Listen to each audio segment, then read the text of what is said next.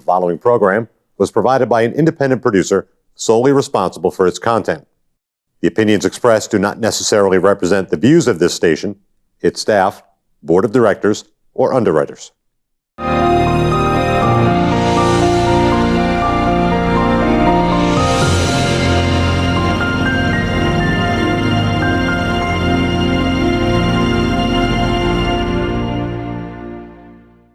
Hi there, and welcome to the People's View for October 17th, 2019. A little over 2.5 weeks before our elections for the city of Nashua, mayor, the aldermen, Board of Education. Important votes coming up. With me today is my friend and colleague, Carl Seidel. Hello, Carl. Hi, Bill.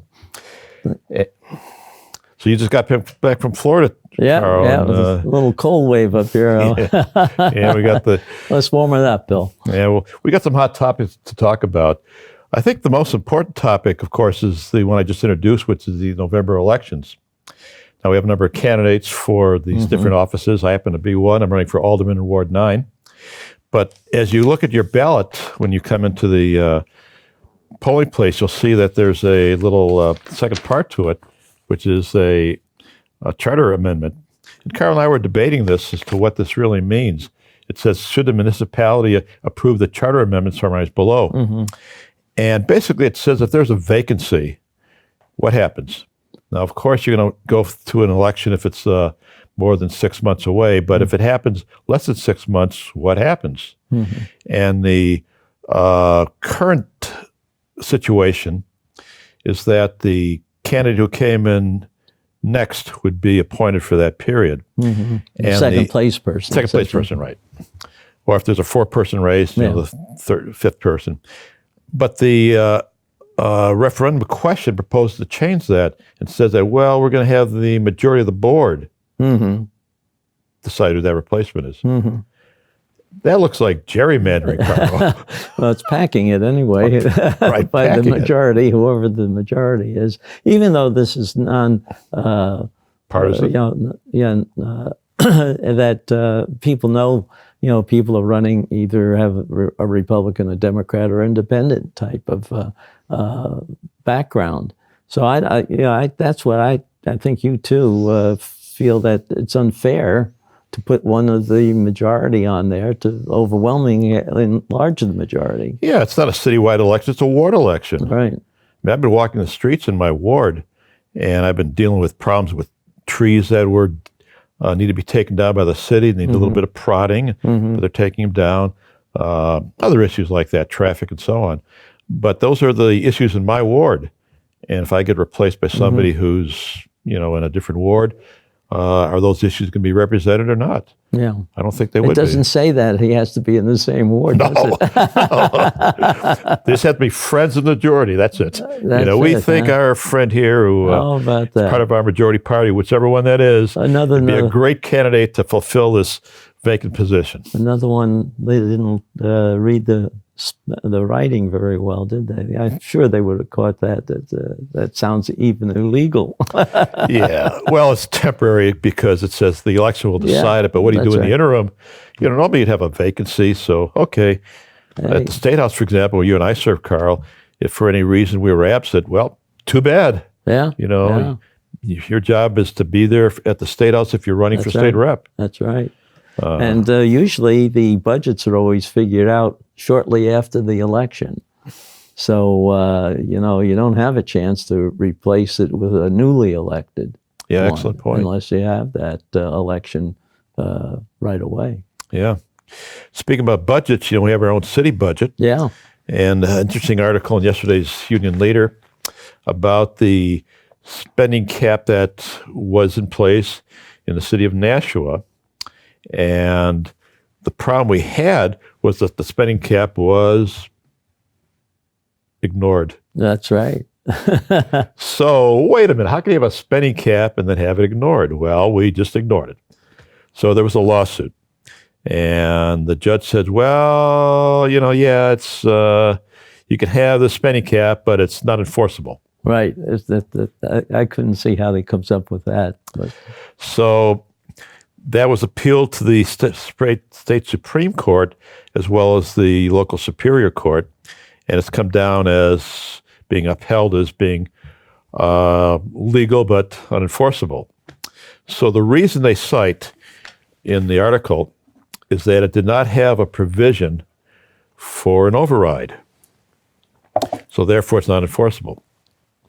So if I'm elected alderman, I would want to change the wording of this proposed ordinance to say, okay, it's same words as before. However, it can be overridden by a whatever majority, 2/3, 60% majority. Well, the aldermen have that rule. If the governor vetoes one of their measures that they voted for, that it takes a 2/3 vote to override him. So the process is there, and maybe it wasn't exactly written into the spending cap, but it was assumed, I think.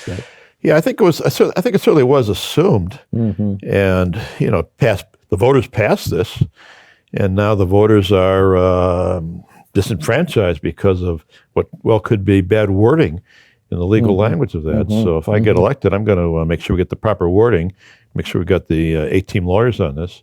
Well, you're going to have to get a couple lawyers to help you out and to make sure the wording's right, and so they take into account everything the Supreme Court said with legalese. Yes, and I know some really good lawyers, so I'll get to work on that. Well, they had two people that were really pursuing that: Fred T-Bone and Dan Moriarty. Yeah, they both work really hard on spending their own money to do it. So I think that it was worth it.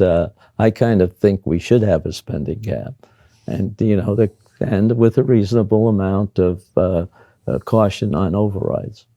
Yeah, I mean, something we could have some kind of natural disaster in the city of Nashua. Where you need to do some spending that's not budgeted, and that's reasonable and proper. And the citizens would say, "Yeah, we've got to do it, so we're going to have to do a one-time override." Right. But it has to be the exception.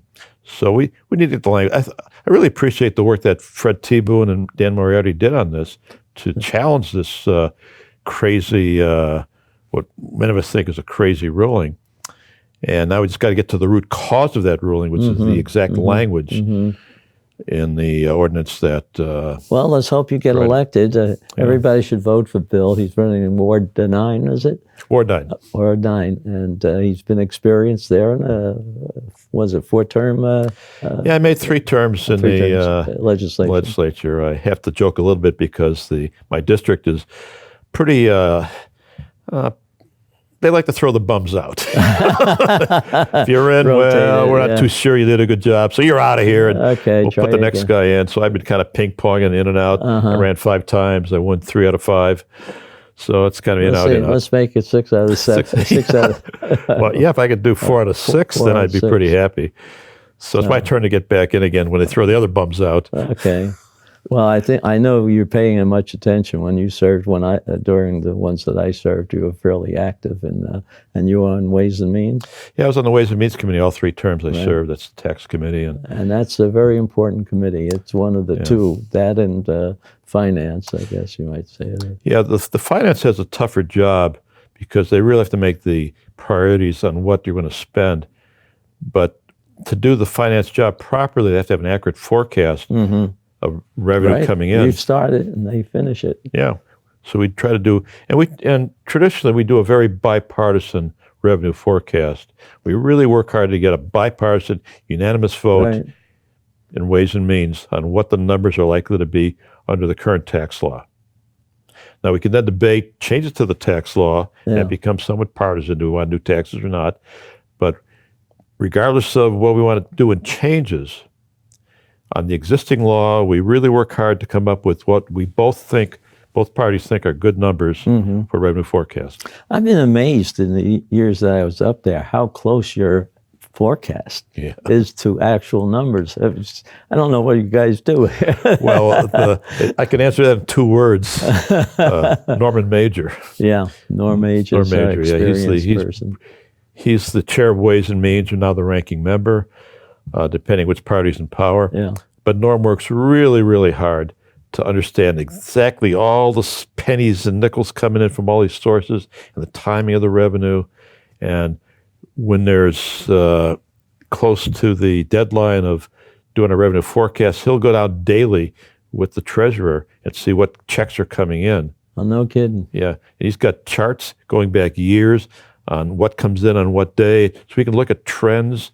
Are we trending higher or lower on what should be coming in for this day, this week, this month, and then use that to make an adjustment on the baseline. Yeah, he's tremendous detail adjustment. Well, and even the Senate, has their own Ways and Means Committee, but the reality is the Senate relies on Norm Major because they trust Norm to get the number right. Right. So he's a tremendous asset to the State House. We have some very good people in the State House, Carlette. Well, that's one of the things you want to keep, but you sometimes wonder whether the majority of the people should have term limits. But just the qualified ones. This will be like my district where they're skeptical of whoever's in the office. Well, who knows?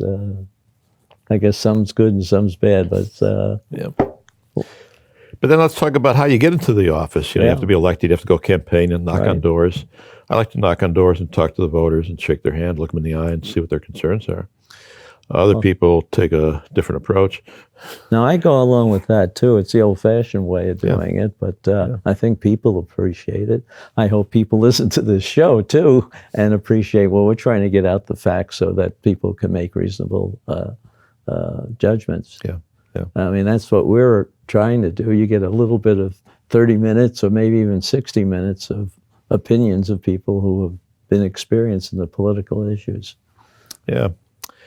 And we have kind of an interesting makeup of the State House. We have retired folks like you and I who have typically business experience. We've run a business. We run companies. We had to do hiring and firing. We got a lot of scars from all this stuff. Oh, and sometimes we've learned from those scars. Oh, yeah. No, I think that's true. And most of the people don't appreciate it unless they have a little bit of a business experience. Yeah.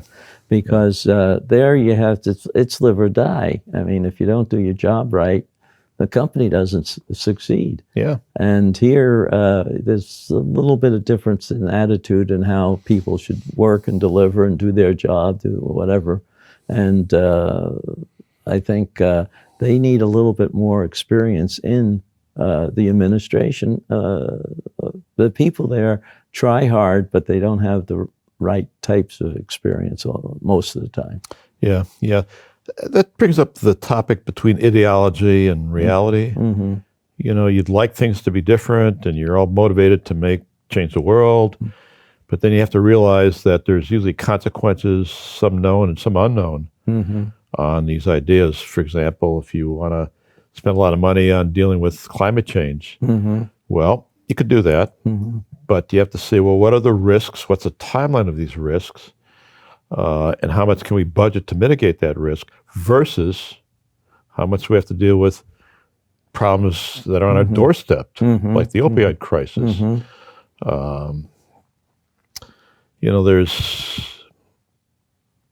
There's tough decisions to be made. Well, I think that one of the problems I have is some people get too excited about it. Like some people who think and frighten our school kids into thinking the world's going to end in 20 years or whatever. This is the third time that in my lifetime where we go through a period of 20 years. 1970, we had some of these warnings, and they all didn't pan out. They started over again in 1990. 20 years didn't pan out.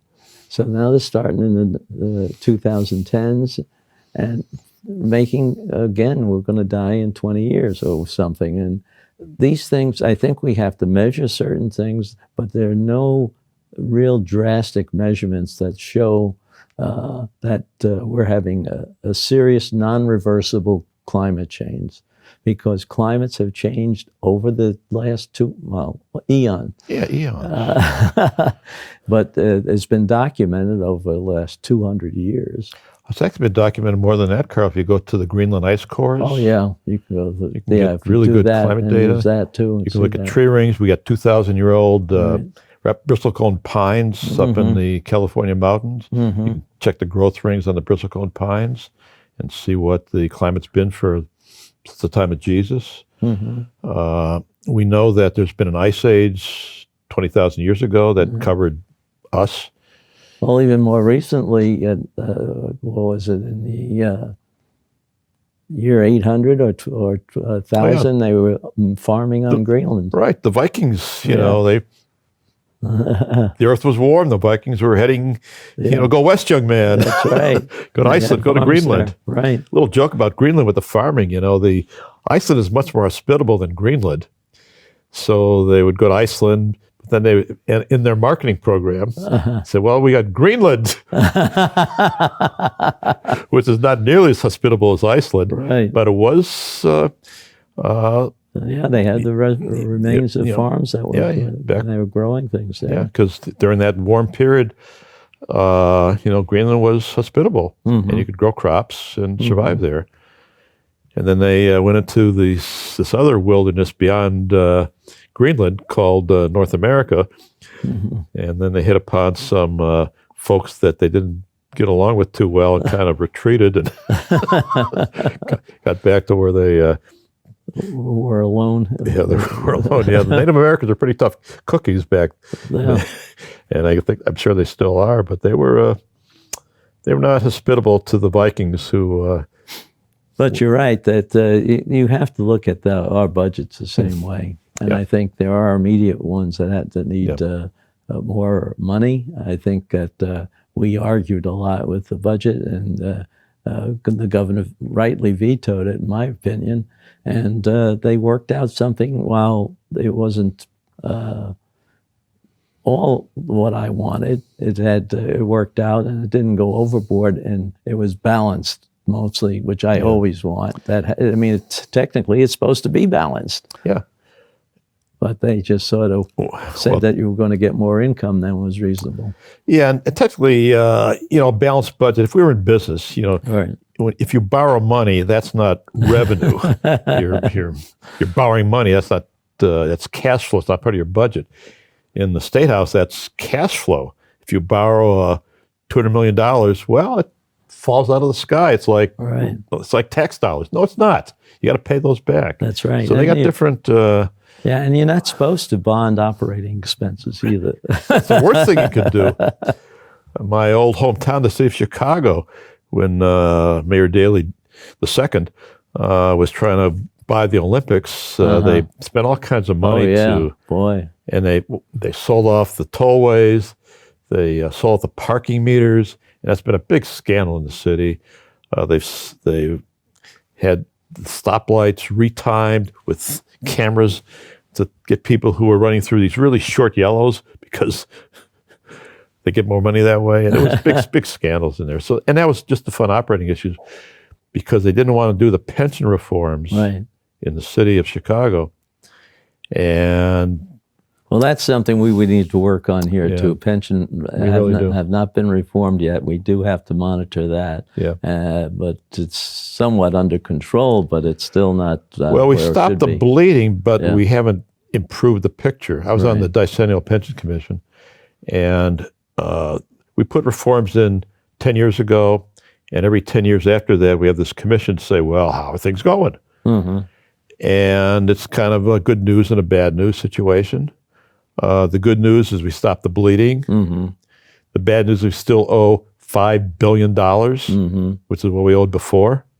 We haven't made any progress on that. We're basically counting on inflation and people that would leave their job early and forfeit some pensions to bail it out. It's irresponsible.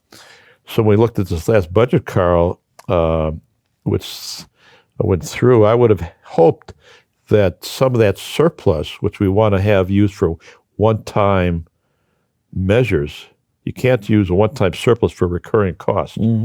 But you could have put some of that money, say $50 million, into the corpus of the pension deficit, knock it down from $500 million to $50 million less, and for the next 20 years, and not have to worry about the lost interest on that money.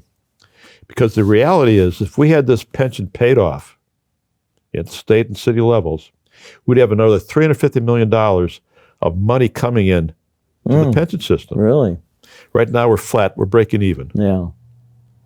But because we're $5 billion in the hole, we lose the investment income on $5 billion. 7% of $5 billion is $350 million.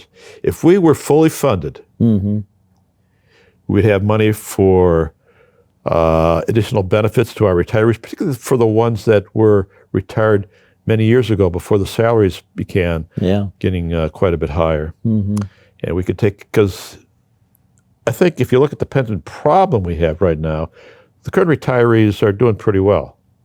It's the folks that retired 10, 20, 25 years ago with more modest pensions that we'd like to take care of, but the money's not there. Yeah. And if we had funded this pension liability, we'd have the money to take care of these longer term, these legacy retirees for the cities and towns that have worked very hard to educate our kids and protect ourselves from fire and vandalism and all sorts of crime that unfortunately is Well, you think something inevitable. might be, we're doing well. I mean, we always have, the last few years we've been having excess income.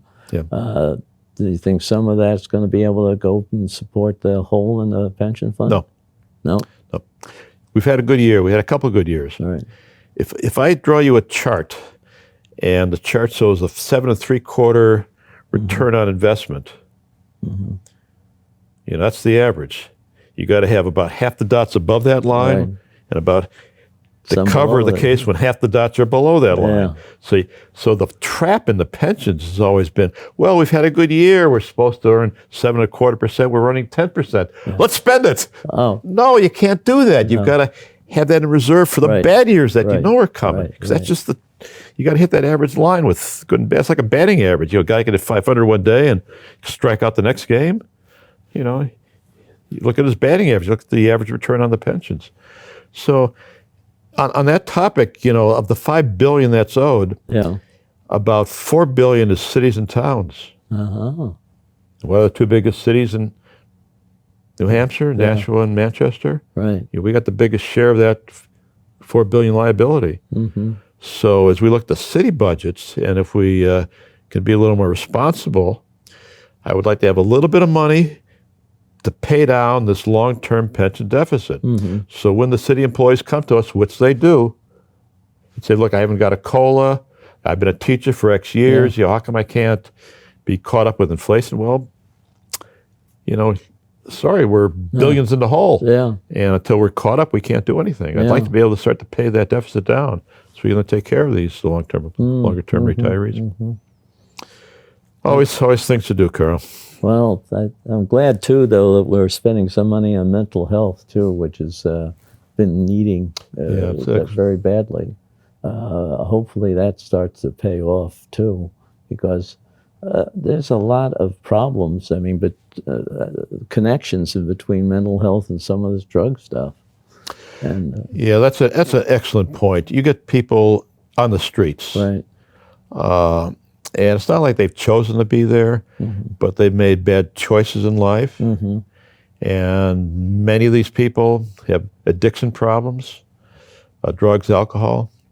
I would think that to really make a dent in the drug problem, the homeless problem, you really need to get into some kind of a mandatory rehab. And I'll say that again, mandatory rehab. We're not going to send you to jail, but we may send you to a facility that you're not going to be able to leave for a few months until you're clean. And I think that would be my solution, Carl, to dealing with the combination of homelessness, drug and alcohol addiction, substance abuse that we.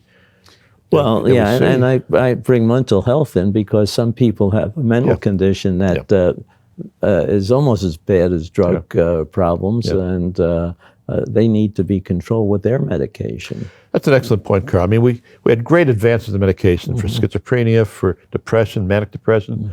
We have drugs for this. Right. But if you're not taking your drugs, your meds, and now you get into drugs instead of your meds, it spirals. So my goal with this concept of having a mandatory rehab, if you're off your meds, we'll put you on your meds, get you stabilized, and then we can work on the other addiction issues that were compounded by the fact that you weren't on your meds to begin with. Well, I think they're finding too that people react differently to some of those meds. And that's why they have to be monitored while they're starting. And maybe they should have, not A and B, but maybe A and C, Right. or something like that, or dosages are variable for the person because just of his body. Yeah, a lot of His or this is hers. genetics, which is kind of the big development in Right. medicine, is the genetic testing to see what drugs, in the lab show better promise, or what combination of drugs Right. show better promise, so that we can deal with the exact chemistry in your body. Yeah, they're Not doing a this- better analysis of that Yeah. and a better indication of getting more data and analyzing how certain people react to these drugs, Yeah. which is what's needed. Yeah. And also the age of the person. As you age, your body reacts different. Your hormone levels are different. Everything. For example, I was at a flu clinic yesterday. I was a volunteer for the Medical Reserve Corps flu clinic in Massachusetts, and we had 2 different doses. If you're under 65, you get the 4 vector dose for the flu shot. If you're over 65, you get a 3 vector dose, but it's a higher dose, so it's age related. And if we I found that out. They ran out of my dose for the well, just tell me you're over 65, Carl. Get the other one. They said that was the problem, that I was over 65. Nobody, they said, had it. So anyway, hopefully I don't get the flu until they get it. Oh, yeah, and I hope our listeners go for the flu shot. It's always good to have. Yeah. Well, I think on that note, Carl, I want to thank you for helping Thank me you host for the leading program. us today. Well, we'll have another one coming up next week, so please listen in to us and learn a little bit about the background, political and otherwise, here in Nashua. Take care, Carl. Thank you. The preceding program was provided by an independent producer solely responsible for its content. The opinions expressed do not necessarily represent the views of this station, its staff, board of directors, or underwriters.